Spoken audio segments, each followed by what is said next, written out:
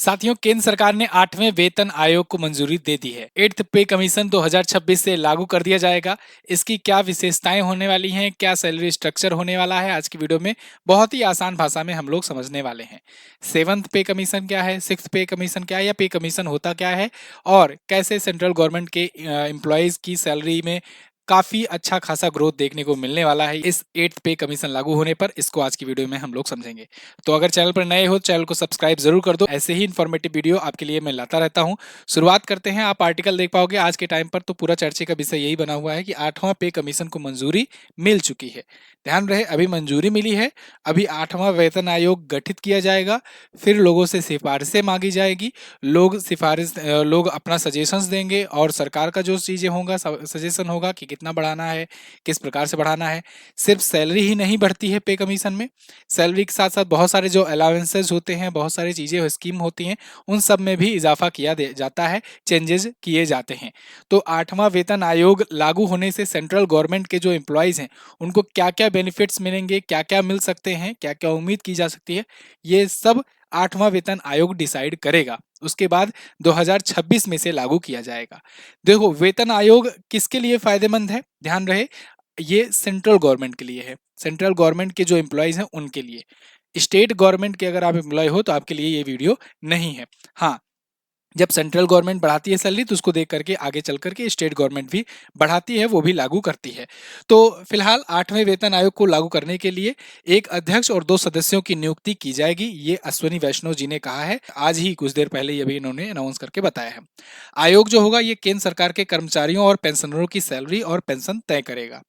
इसमें जो पेंशनर हैं उनको भी बेनिफिट्स मिलेंगे, और जो सैलरी वाले हैं, मतलब जो अभी कर्मचारी हैं, कार्य कर रहे हैं, उनको भी इसमें बेनिफिट देखने को मिलेगा। आपको अगर याद हो, आज से ठीक 4 महीने पहले यूनिफाइड पेंशन स्कीम की घोषणा की थी अश्वनी वैष्णव जी ने ही। ये क्या होती है, इसको लेकर के मैंने आपको वीडियो बना करके दी थी, 9 लाख लोगों ने देखा था। आप लोग भी जाकर के इसे देखिएगा। यूनिफाइड पेंशन स्कीम जो नया पेंशन स्कीम है, जो कि 1 जनवरी से लागू हो गया है, तो इसमें क्या क्या बेनिफिट्स मिलने वाले हैं या क्या क्या परिवर्तन होने वाले हैं, उसके लिए ये वीडियो देखिए। अब उसी की एक कड़ी में आगे बढ़ते हुए, इस बार केंद्रीय कर्मचारियों की जो सैलरी स्ट्रक्चर है और जो पेंशनर है उनका जो स्ट्रक्चर है, उसमें क्या बदलाव आएगा, उसको आज समझेंगे हम लोग। पे कमीशन होता क्या है साथियों? पे कमीशन वेतन देने के लिए एक आयोग है जो सेंट्रल गवर्नमेंट के एम्प्लॉयज को देता है। तो वो जो आयोग होता है, कमीशन होता है, वो बैठता है, वो डिसाइड करता है कि क्या स्ट्रक्चर होंगे। दरअसल वर्तमान समय में केंद्र सरकार में 18 लेवल्स हैं। 18 लेवल्स में पे किया जाता है सैलरी। क्योंकि भाई देखो, जो सेक्रेटरी लेवल का होगा उसका अलग सैलरी स्ट्रक्चर होगा, जो ग्रुप डी लेवल का होगा उसका अलग से सैलरी स्ट्रक्चर होगा। इसलिए अलग अलग लेवल डिसाइड किए गए हैं, उसी हिसाब से अलाउंसेस, उसी हिसाब से बेनिफिट्स, ये सब तय किए जाते हैं। पे कमीशन जब लागू होता है तो जब सैलरी बढ़ती है तो सबका बढ़ाया जाता है, उसका एक रेशियो होता है, एक फैक्टर होता है, उसी के आधार पर बढ़ाया जाता है। तो क्योंकि ऐसा नहीं होगा कि जो भाई ज़्यादा ग्रेड वाला होगा, ज़्यादा लेवल वाला होगा, उसको ज़्यादा बढ़ा देंगे और छोटे लेवल वालों को कम अगर बढ़ाएंगे, तब फिर इसमें दिक्कत आने लगेगी, विरोध होने लगेगा। इसीलिए एक फैक्टर के अनुसार ही बढ़ाया जाता है ना। हाँ, कुछ मिनिमम वाला लिमिट जरूर सेट की जाती है। अब इसमें समय समय पर पे कमीशन लागू किए गए 1947 से लेकर के आज तक में। पहला पे कमीशन 1946-47 में आया था। दूसरा पे कमीशन 1957 से 59 में आया था। लगभग 10-10-12 साल के अंतराल पर आते रहते हैं। तीसरा वाला 1970 से 73 में, चौथा वाला 1983 से 86 में, और छठा वाला पे कमीशन 2006 से लेकर 8 के बीच में लागू किया गया था। सातवां वाला पे कमीशन ये जनवरी 2016 से लागू था और अभी भी लागू है 2025 तक। लेकिन अब देखो, ये प्रथा बनती आ रही थी कि लगभग 10 साल में बदला जाए, तो 10 साल होने वाले हैं। 8वें वेतन आयोग की मांग चल रही थी, 2026 में इसे लागू करना था। 2025 में जब अब घोषणा कर दी है तो मतलब जल्द ही अब आयोग का गठन होगा, आयोग बनेगा, आयोग इस पर विचार विमर्श करेगा, पूरा स्ट्रक्चर तैयार करेगा कि क्या क्या चीज बढ़ाना है, क्या क्या करना है। उसके बाद 2026 से इसे लागू कर दिया जाएगा, ये पूरी पूरी संभावना है। और संभावना क्या, मतलब अब तो अनाउंस कर ही दिए हैं अश्विनी वैष्णव जी। तो 2026 से इसे लागू किया जाएगा, ये बात ध्यान रखना। कार्यकाल 7वें वेतन आयोग का 31 दिसंबर 2025 तक है। इसका कार्यकाल समाप्त होगा तो अगला वेतन आयोग बैठेगा, 2026 से ये लागू हो जाएगा। अब देखो, सैलरी लेवल क्या होते हैं। तो सैलरी लेवल जैसे कि मैंने बताया 18 लेवल हैं। तो 18 लेवल हैं गवर्नमेंट एम्प्लॉयज की। तो जो लेवल 1 होता है ना, ये केंद्र सरकार के सबसे निम्न लेवल वाले ये अधिकारी होते हैं या कर्मचारी होते हैं कह सकते हो। तो लेवल 1 में जैसे सफाई कर्मी हुए, ग्रुप डी हुए, इस टाइप के जो है अधिकारी वो होंगे। लेवल 18 जो होगा ये सबसे हाईएस्ट रैंक वाला अधिकारी होता है केंद्र सरकार का। जैसे जैसे सेंट्रल गवर्नमेंट के सेक्रेटरी हो गए, है ना, जैसे आप सचिवों को सुनते हो, हर प्रकार के जो सचिव होते हैं उनका जो सुनते हो, तो वो होते हैं लेवल 18, सबसे हाईएस्ट रैंक वाले अधिकारी जो होते हैं वो होते हैं इसके तहत। तो लेवल 1 में जो है ये 1800 रुपए ग्रेड पे था और इसके साथ 18,000 रुपए की सैलरी बेसिक रहती थी। 8वें वेतन आयोग के तहत ये अगर बढ़ेगा तो उम्मीद की जा रही है कि 34,560 रुपए तक हो जाएगा, 18,000 रुपए बढ़ करके।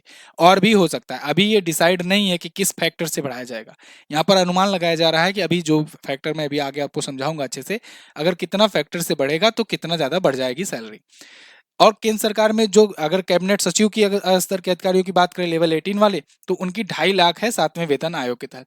8वां वेतन आयोग लागू होगा तो ये 4.5 लाख से ज्यादा सैलरी इसकी पहुंच सकती है, यानी कि लगभग देखिए 2 गुना हो जाएगा इसका। अब ये इंक्रीमेंट जो है ये फिटमेंट फैक्टर के जरिए बढ़ाया जाता है। फिटमेंट फैक्टर एक ऐसा फैक्टर है जिस फैक्टर के आधार पर सैलरी इंक्रीज की जाती है, वेतन आयोग लागू होता है तो। अब इसमें तो बेसिक जो सैलरी होती है उसमें ये फिटमेंट फैक्टर जो है इसे मल्टीप्लाई कर दिया जाता है बेसिक सैलरी में, और जो आता है उसी हिसाब से इंक्रीमेंट हो जाता है। अब सबकी बेसिक पे स्केल होता है तो फिटमेंट फैक्टर यही डिसाइड करता है।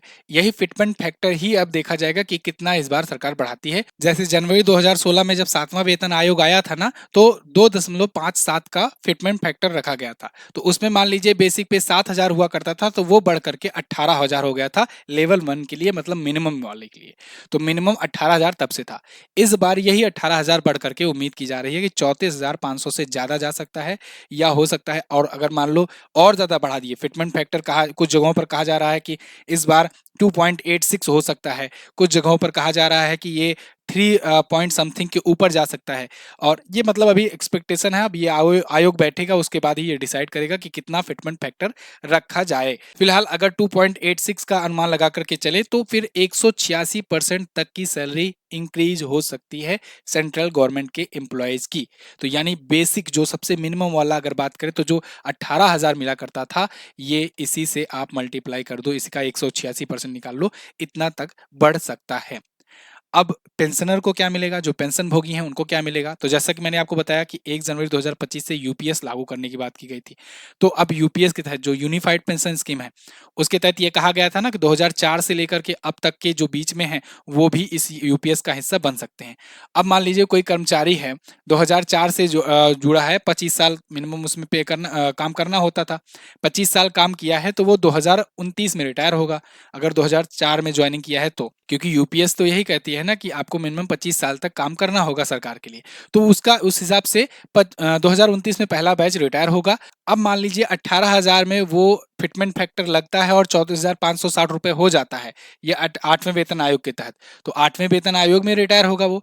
तो अब इसका जब 50% मिलेगा उसको वेतन, तो इसका हो जाता है मिनिमम 17,280 रुपए, 50% प्लस डीआर। ठीक है ना, ये सब तो एक्स्ट्रा मिलेगा, ऐसा नहीं है कि मैं केवल इतना ही मिलेगा पेंशन, इसके ऊपर भी मिलेगा। लेकिन ये भी बात है कि जो 2004 में लेवल 1 में ज्वाइन किया होगा, कोई जरूरी नहीं है कि वो लेवल 1 ही रह जाए 2029 तक, उसका प्रमोशन भी तो हुआ होगा, तो वो प्रमोट होकर के कई और लेवल में पहुंच गया होगा। तो ये एक एक्सपेक्टेशन है जो बताई गई है। और जब और ज्यादा प्रमोट हो जाएगा तो प्रमोट होकर के जिस लेवल में पहुंच जाएगा, उस लेवल के पे स्केल में, उस लेवल के सैलरी स्ट्रक्चर के अनुसार जहां पर वो रिटायर हुआ, उसका 50% प्लस डीआर ये जो है आपका पेंशन मिलेगा। ठीक है, केंद्रीय कर्मचारियों को। तो ये है लेवल 18 के कर्मचारियों को अगर बात करें तो बेसिक सैलरी इसकी 4.8 लाख पहुंच जाएगी 8वें वेतन लागू होने के बाद। तो इसका आधा करोगे तो फिर देखिए 2.4 लाख रुपए प्लस डीआर की धनराशि इसको पेंशन के रूप में मिलेगी। ये सब जो सचिव लेवल के हैं ना, केंद्रीय सचिव, उनकी सैलरी की बात की जा रही है लेवल 18 वाले की। तो मतलब कि पेंशनर को जो है उनको भी फायदा मिलेगा, और जो केंद्रीय कर्मचारी हैं उनको सबको फायदा तो मिलेगा ही। तो इस पर आपकी क्या राय है, आप लोग कमेंट करके जरूर बताइए। वैसे एक और फायदे की मैं बात करूं तो बिगेस्ट प्राइस ड्रॉप होने वाला है टेक्स्ट बुक का। Text book pass pro max जो आया है, जो नया नया इंट्रोड्यूस हुआ है, जिसके तहत आपको आर्टिफिशियल इंटेलिजेंस की मदद से सॉल्यूशंस भी प्रोवाइड किए जा रहे हैं, समाधान एआई प्रोवाइड किए जा रहे हैं। तो ये 4 डिजिट में हुआ करता था, लेकिन कल से ये 3 डिजिट में होगा और अभी ये सस्पेंस है प्राइस, इसमें हैवी प्राइस ड्रॉप देखने को मिलने वाला है। तो आप एमजेटी कूपन कोड यूज करेंगे तो इस पे 12% का और ज्यादा डिस्काउंट आपको मिल जाएगा। लिंक आपको डिस्क्रिप्शन में मिलेगा। कल से ये शुरू होगा ऑफर, तो आप इसका फायदा उठा पाओगे। इसके अलावा एक और जरूरी बात, अपनी पुस्तक भी आ गई है ब्रह्मास्त्र करंट अफेयर की। जो लोग भी करंट अफेयर की तैयारी कर रहे हो, करंट अफेयर की बेहतरीन तैयारी के लिए ये पुस्तक जरूर लीजिए। और आप इस पुस्तक में देखेंगे कि डायरेक्टली क्वेश्चंस आपको देखने को मिलेंगे आपके एग्जाम में। ये पुस्तक हाईएस्ट रेटिंग वाली बुक है, अमेजन और फ्लिपकार्ट पर आप जाकर के ऑर्डर कर सकते हो। थैंक यू सो मच, मिलेंगे अगली किसी वीडियो में। अगर आपको और डिटेल में ये वीडियो चाहिए पे कमीशन की, तो आप कमेंट करके बताइए, मैं कोशिश करूंगा आने वाले समय में और डिटेल में बनाऊं video. Thank you so much. जय हिंद, वंदे मातरम।